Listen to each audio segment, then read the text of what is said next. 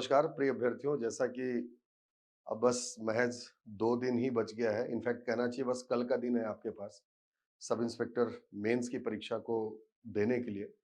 और बहुत सारे मन में आपकी व्याकुलताएँ होंगी, बहुत सारी चीज़ें होंगी, तो अब उन सारी चीज़ों को सोचने का कोई भी मतलब नहीं है।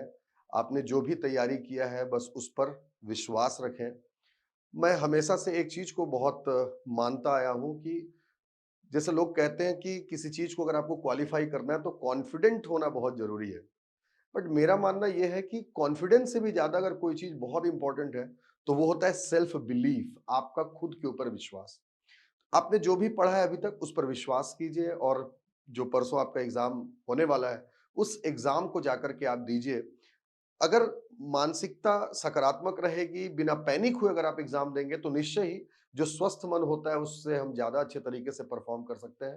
तो आप सभी को ढेर सारी शुभकामनाएँ, परसों एग्ज़ाम होने वाला है।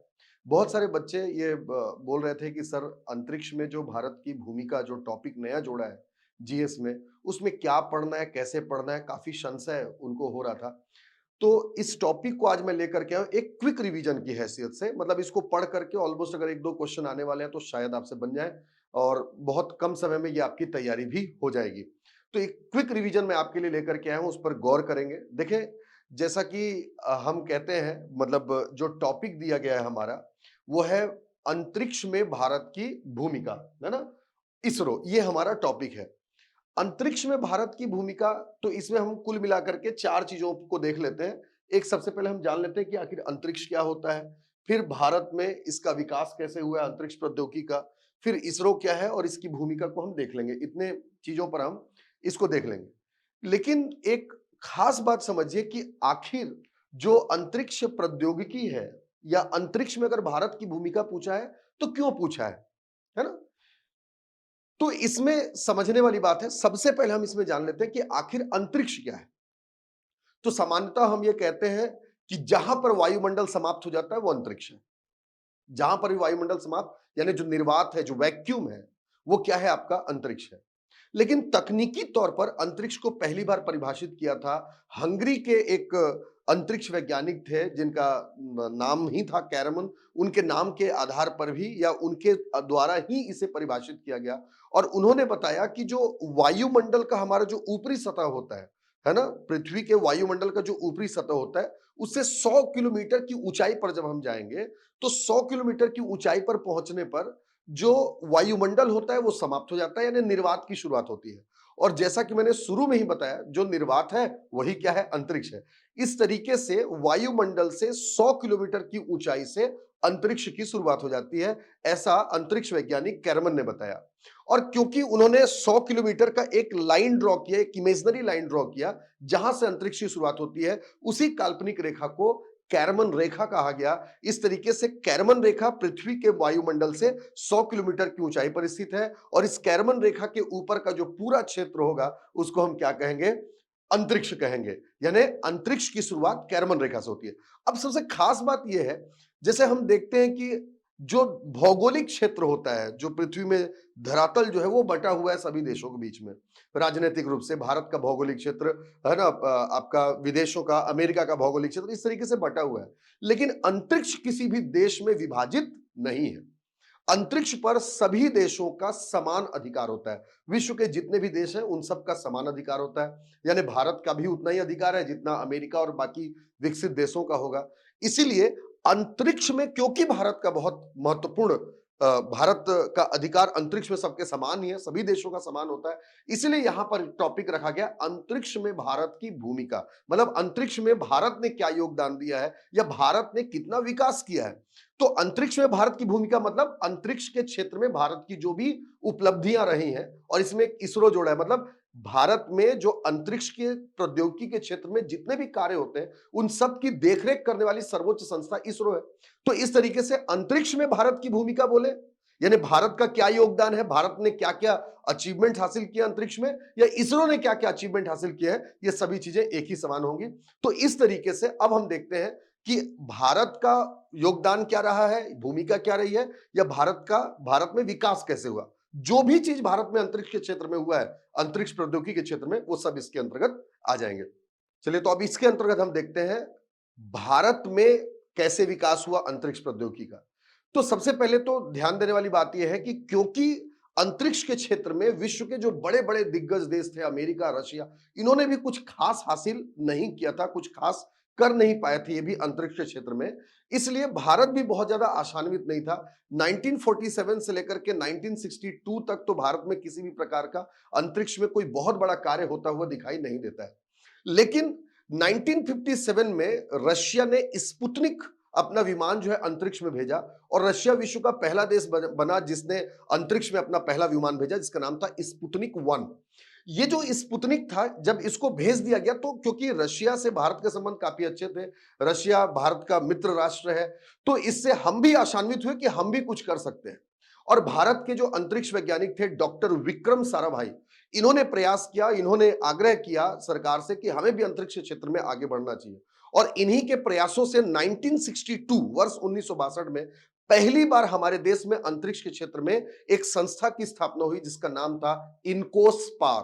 ठीक है, Indian national committee on space research. ठीक है, अंतरिक्ष अनुसंधान पर भारतीय राष्ट्रीय समिति, इसका गठन कर दिया गया और ये डॉक्टर विक्रम साराभाई के प्रयासों से हुआ, इसलिए डॉक्टर विक्रम साराभाई को भारत में अंतरिक्ष प्रौद्योगिकी का जनक या फादर ऑफ स्पेस टेक्नोलॉजी भी कहा जाता है। तो इनकोस पर एक समिति की तो स्थापना हो गई, लेकिन अभी भी हम कुछ खास इसमें कर नहीं पाए थे और क्या करें, किस क्षेत्र में करें, इसको भी लेकर के बहुत ज्यादा जो जागरूकता थी वो नहीं थी। क्या किया जाए, क्योंकि भारत भी एक नवोदित नया नया राष्ट्र था जो स्वतंत्र हुआ था और भारत को भी बहुत सारी चीजों पर फोकस करना था। गरीबी, बेरोजगारी जैसे बहुत अहम मुद्दे थे भारत में और ऐसे में अंतरिक्ष पर फोकस कर पाना बहुत ज्यादा क्लैरिटी नहीं थी भारत सरकार के समक्ष या इनकोस पार के समक्ष कि भारत को क्या करना चाहिए। इसी बीच 1963 में जापान के टोक्यो शहर में ओलंपिक शुरू हुआ जिसको हम टोक्यो ओलंपिक के नाम से जानते हैं। पहली बार सिनकॉम 3 नाम के उपग्रह के माध्यम से, जो कि एक कम्युनिकेशन सैटेलाइट था, इसके माध्यम से टोक्यो ओलंपिक का अमेरिका में प्रसारण किया गया और सिनकॉम की सफलता को देख करके भारत को भी प्रेरणा मिली कि भारत भी क्या करे, अंतरिक्ष प्रौद्योगिकी के क्षेत्र में आगे बढ़े। 21 नवंबर 1963 को भारत ने पहला साउंडिंग रॉकेट भेजा। याद रखें, साउंडिंग रॉकेट मतलब जिसके माध्यम से सैटेलाइट को हम ऑर्बिट में या अंतरिक्ष की किसी कक्षा में स्थापित करेंगे। और साउंडिंग रॉकेट क्या होता है, जो किसी उपग्रह को अंतरिक्ष की जो निचली कक्षा होती है, निचली कक्षा जिसको हम लोअर अर्थ ऑर्बिट कहते हैं, उसमें जब किसी उपग्रह को स्थापित करें तो जिस रॉकेट के माध्यम से हम जो अंतरिक्ष है उसकी निचली कक्षा में किसी उपग्रह को स्थापित करते हैं, उसको साउंडिंग रॉकेट कहा जाता है। और निचली कक्षा से आप देखें कि जो निचली कक्षा होगी अंतरिक्ष की, वहां से पृथ्वी काफी नजदीक होगा, यानी वहां पर किसी अगर हम उपग्रह को स्थापित करते हैं तो वहां से पृथ्वी के वायुमंडल में हो रही मौसमी घटनाओं का अध्ययन किया सकता है। तो आप इस तरीके से समझ सकते हैं, मौसमी घटनाओं का अध्ययन करने के लिए जो रॉकेट बनाए जाते हैं उसको साउंडिंग रॉकेट कहा जाता है। और इस तरीके से 21 नवंबर 1963 को भारत ने पहला साउंडिंग रॉकेट बनाया जिसका नाम था नाइक अपाचे। यहीं से भारत के अंतरिक्ष कार्यक्रम की शुरुआत होती है। भारत का अंतरिक्ष कार्यक्रम यहीं से शुरू होता है।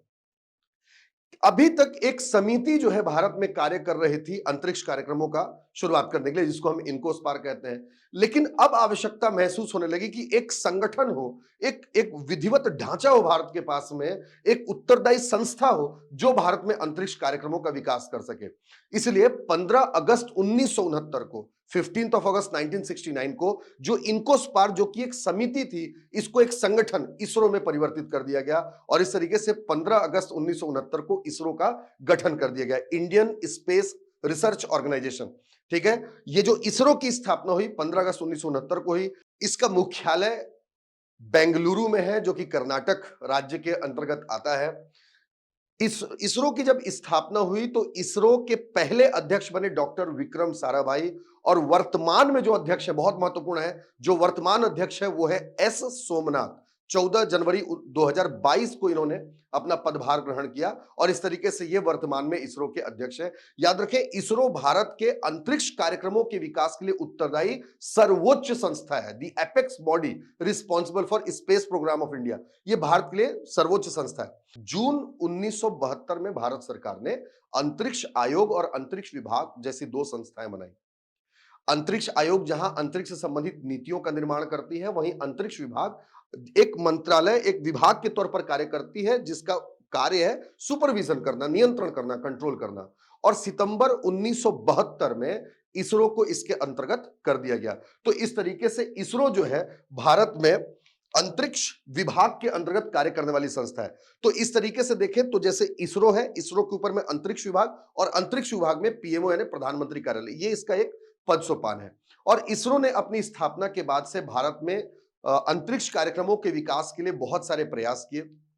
जैसा कि मैंने पहले ही आपको बताया है कि इसरो जो है, जब इसकी स्थापना हो गई तो ये भारत में अंतरिक्ष कार्यक्रमों का विकास करना प्रारंभ कर दी।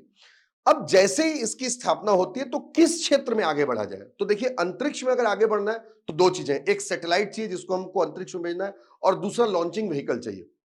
जैसे कि सिनकॉम की सफलता, सिनकॉम को हमने देखा था टोक्यो ओलंपिक के दौरान, तो उसकी सफलता से जब हम प्रेरित हुए तो हमने भी तय किया कि हम उपग्रहों को तो विकसित करेंगे, ठीक, लेकिन उपग्रह भी दो प्रकार के होते हैं। एक होता है संचार उपग्रह, कम्युनिकेशन, जिसका उपयोग संचार करने के लिए होता है ना, इंटरनेट वगैरह ये सब चलाने के लिए, ठीक, मोबाइल टेलीकम्युनिकेशन के लिए, ये सब संचार उपग्रह होंगे।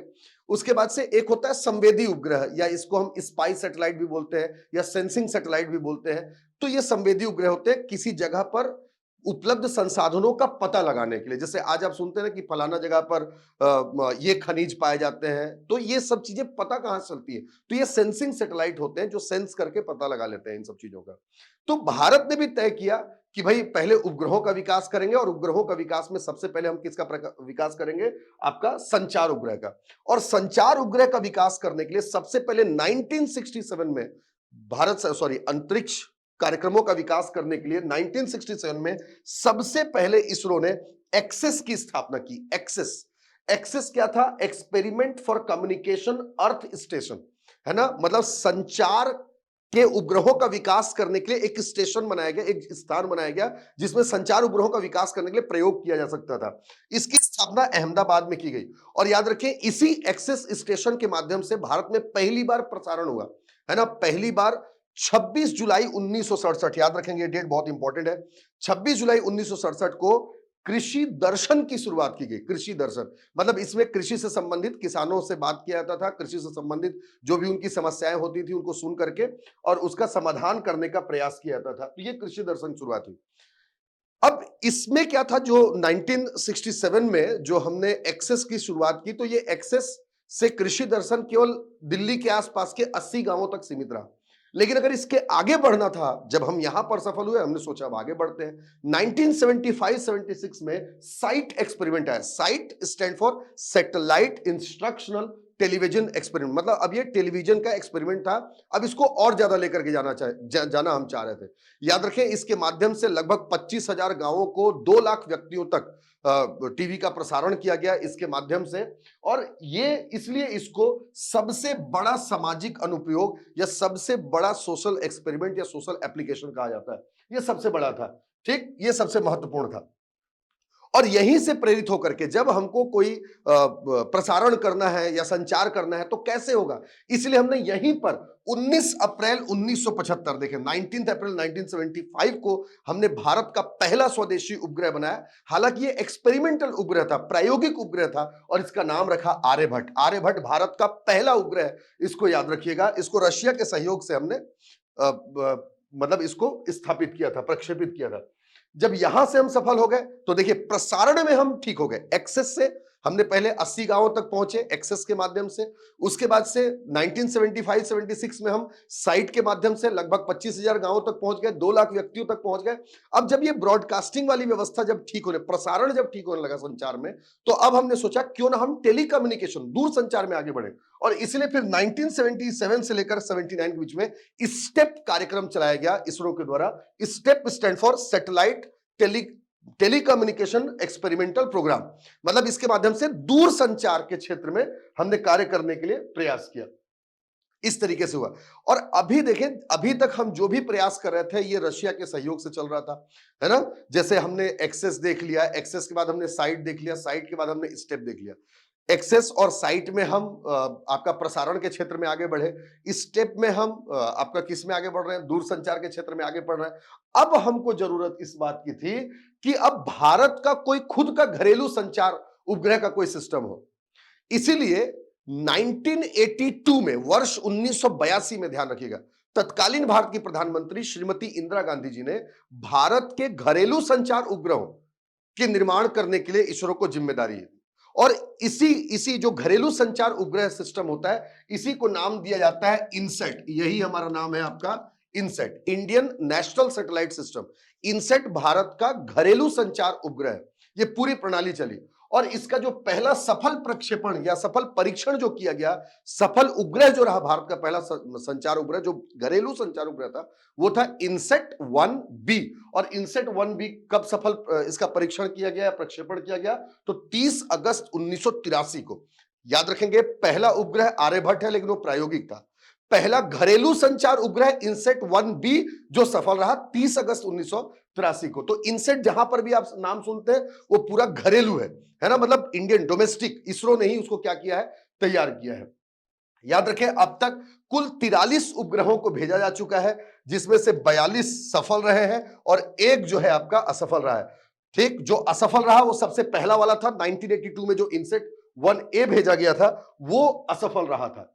ठीक, जैसे मैंने बताया कि 43 अभी तक भेजा जा चुका है, तो जो सबसे पहला भेजा गया वो 1983 में, और वो था इनसेट 1B जो सफल रहा। और 43rd जो है वो है आपका 2020 में भेजा गया, इसका नाम है CMS 04, CMS कम्युनिकेशन सैटेलाइट 04, है ना। ये सबसे व्यापक संचार उपग्रह कहा जा रहा है। व्यापक संचार उपग्रह मतलब ये क्या कर सकता है, पूरे भारत के मुख्य भूभाग, अंडमान निकोबार, इन सब पर क्या कर सकता है, निगरानी रख सकता है। सबसे व्यापक कम्युनिकेशन सैटेलाइट या अर्थ ऑब्जर्वेटरी सैटेलाइट भी इसको कहा जा रहा है। ये बहुत इंपॉर्टेंट है। अब देखिए, इसके बाद संचार उपग्रह के बाद एक आता है आपका संवेदी उपग्रह, जिसको हम रिमोट सेंसिंग सैटेलाइट कहते हैं। याद रखेंगे, जैसे भारत में घरेलू संचार उपग्रहों को या उनकी जो सीरीज है उसको इनसेट कहा जाता है, उसी तरीके से जो संवेदी उपग्रह है उनकी सीरीज को IRS या Indian remote sensing satellite system कहा जाता है। इसकी जो संकल्पना है वर्ष 1988 में तत्कालीन भारत के प्रधानमंत्री श्री राजीव गांधी जी ने प्रस्तुत किया था। अब तक कुल 33 जो है आपका संवेदी उपग्रह भेजे गए हैं। जो पहला था वो था आपका IRS-1A। IRS-1A जो है आपका ये 1988 में भेजा गया था। ठीक है, तो पहला संवेदी उपग्रह 1988 में IRS-1A। और जो 33वां है वो 14 फरवरी 2022 को भेजा गया। इसका नाम है RISAT-1, radar imaging satellite, RISAT-1, या इसको EOS-04 भी कहा जाता है। तो पहला जो आपका IRS भेजा गया, पहला संवेदी उपग्रह, वो IRS-1A था 1988 में। जो लेटेस्ट जो 33वां भेजा गया है वो है आपका 2022 में, 14 फरवरी 2022 को भेजा गया। और यह है RISAT-1, radar imaging satellite system. Radar के माध्यम से इमेजिंग करने का प्रयास करता है, मतलब तस्वीरों को लेने का। इसके माध्यम से अपन क्या कर सकते हैं, भारत की जो सीमावर्ती क्षेत्र है उनकी निगरानी अपन कर सकते हैं। ठीक है, तो ये सारी चीजें हमने की। अच्छा, इसके बाद से देखें, अब जैसे उपग्रहों का विकास तो हम समझ गए कि कैसे इसरो ने उपग्रहों का विकास किया। पहले संचार उपग्रह की ओर गए, उसके बाद से हम संवेदी उपग्रह की ओर गए। मतलब अगर हम उपलब्धि देखना चाहते हैं उपग्रहों के क्षेत्र में इसरो की, तो 3 चीजों को आपको पकड़ना है, 3 ईयर्स को आप पकड़ लें। एक है आपका 2017, एक है आपका 2018, एक है आपका 2019। ठीक है, 17, 18, 19। 2017 में 15 फरवरी 2017 बहुत इंपॉर्टेंट है, याद रखिएगा। यही वो तारीख थी जब इसरो ने एक साथ 104 उपग्रहों को अंतरिक्ष कक्षा में स्थापित कर दिया था, और ऐसा करने वाला इसरो विश्व का पहला देश बना। तो इस तरीके से 104 उपग्रहों को लॉन्च किया। जिस रॉकेट से लॉन्च किया था उसका नाम था PSLV C-37। इसके बाद 11 अप्रैल 2018 में, तारीख याद रखिए, 11 अप्रैल 2018, IRNSS, Indian regional navigation satellite system, इसको सफलतापूर्वक प्रक्षेपित किया गया। याद रखिए ये नेविगेशन सैटेलाइट है। नेविगेशन का मतलब होता है आप जिस जगह पर है वहीं से बैठे बैठे आप किसी अन्य जगह की सारी स्थिति का पता लगा ले। जैसे आज अपने मोबाइल में जीपीएस सिस्टम को यूज करते हैं और उसमें मतलब जीपीएस के माध्यम से आप कार में बैठे बैठे या किसी स्थान पर बैठे बैठे आप किसी दूसरी जगह के सारे लोकेशन के बारे में पता लगा लेते हैं। ठीक उसी की तर्ज पर, अमेरिका के जीपीएस के तर्ज पर ही भारत सरकार ने IRNSS जो है नेविगेशन सैटेलाइट सिस्टम बनाया है, जिसको हमारे प्रधानमंत्री श्री नरेंद्र मोदी जी ने नाम दिया NavIC, navigation to Indian constellation. Navigation to Indian constellation मतलब इसी IRNSS को हमारे प्रधानमंत्री जी ने नाविक नाम दिया, नेविगेशन टू इंडियन कॉन्स्टिलेशन। मतलब भारत के प्रधानमंत्री जी ने इसे जितने भी भारतीय उपमहाद्वीप में रहने वाले देश हैं उन सबको समर्पित किया है कि इसका प्रयोग सभी कर सकेंगे। तो ये IRNSS जो है इसको प्रक्षेपित किया गया। इसके बाद 27 मार्च 2019 को सबसे महत्वपूर्ण एसैट है ना, एसैट मतलब एंटी सैटेलाइट। ठीक, किसी उपग्रह को अंतरिक्ष में ही, मान लीजिए कि किसी देश के लिए अगर किसी दूसरे देश ने ऑब्जर्वेशन करने के लिए कोई उपग्रह भेज दिया है और उसको अगर नष्ट करना हो तो एसैट का निर्माण किया गया। ये अंतरिक्ष में ही उस उपग्रह को समाप्त कर सकता है। ऐसा करने वाला भारत विश्व का, या इसरो जो है विश्व की चौथी सबसे बड़ी एजेंसी है, चौथी एजेंसी है। एक इसको आप याद रखिएगा 28 फरवरी 2021। शुरू के 3 के बाद इसको अलग करने इसलिए बोला क्योंकि बीच में आ जाएगा कोविड का ब्रेकडाउन, 2020 में फिर कुछ बहुत खास चीजें नहीं होंगी। 28 फरवरी 2021 का ये पहला प्रक्षेपण था जिसमें यूनिटी सैटेलाइट को भेजा गया, मतलब एकता को दर्शाने के लिए भेजा गया। खास बात यह है कि ये ऐसा उपग्रह था जिसके माध्यम से हमने अंतरिक्ष में श्रीमद् भगवत गीता और हमारे प्रधानमंत्री नरेंद्र मोदी जी की तस्वीर को भी भेजा था। तो ये आपका 28 फरवरी 2021 ये उपलब्धियां आपका उपग्रह के क्षेत्र में रही। तो जैसे देखेंगे तो भारत में प्रक्षेपण यानों का विकास भी इसी क्रम में हुआ है। जैसे सबसे पहले SLV बना है ना, SLV3 1980 में। इसके बाद से ASLV को छोड़ते हैं, सीधा चलते हैं PSLV पर। PSLV बहुत ही महत्वपूर्ण है, पोलर सैटेलाइट लॉन्चिंग व्हीकल।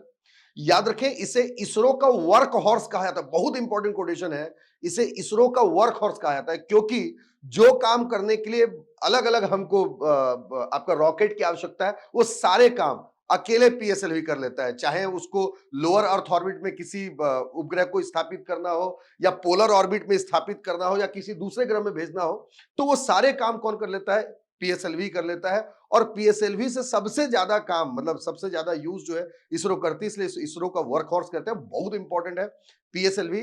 याद रखिए PSLV की अब तक 57 उड़ानें हुई, 57 फ्लाइट्स हुई हैं, जिसमें से 54 सफल हैं और 3 जो है वो असफल हैं। जो सबसे पहली फ्लाइट हुई PSLV की सफल, वो 15 अक्टूबर 1994 को हुई थी। PSLV C1 15 अक्टूबर 1994 को। और जो लेटेस्ट 57th है वो PSLV C57 है, जो कि आपका हुई है 22 अप्रैल 2023 को।